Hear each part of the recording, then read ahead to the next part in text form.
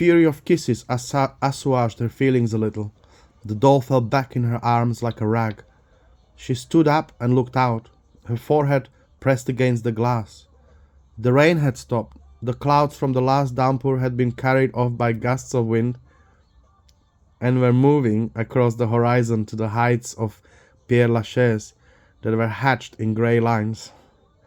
And against this stormy background, and illuminated in unvarying bright light, Paris assumed a solitary, gloomy grandeur.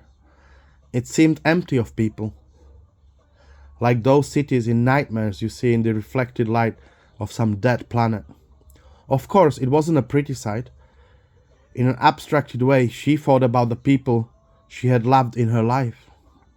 Her oldest best friend in Marseille was a large and very heavy marmalade cat. She would catch hold of him under his tummy, squeezing him in her little arms. She would carry him like that from one chair to the next without him getting angry. Then he had disappeared. That was the first bad thing she could remember. After that, she'd had a sparrow. It had died. She picked it up one morning from the bottom of its cage. That made two. That was not counting the toys that broke just to annoy her. She suffered a great deal because of the unfairness of it all, though it was silly of her. Especially one, a miniature doll, drove her to despair when it let its head get crushed. She had been so fond of it, she had even buried it secretly in a corner of the yard. And later, with a pressing need to see her again, she had dug her out and made herself sick with fear when she found she was so blackened and ugly.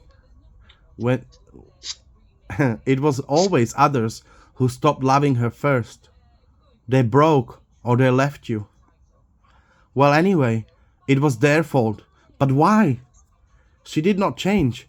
When she loved someone, it was for life. She could not understand why they went away. It was a terrible thing, monstrous. Her little heart broke when she thought of it. She shuddered at the muddled thoughts which were slowly dawning on her. So one day they left you. You went your separate ways. You did not see them anymore. You did not love them anymore. And as she contemplated the immensity and melancholy that was Paris, the passionate 12-year-old felt chilled by what she divined about the cruelty of life. Meanwhile, her breath had misted over the glass again. She rubbed away the film that prevented her from seeing anything. There were brown reflections of distant landmarks, washed by the rain in the glass, rows of houses, clean and distinct, with their pale fronts, looked like underclothes hung out on a line, like some colossal washing drying on a field of rust-colored grass.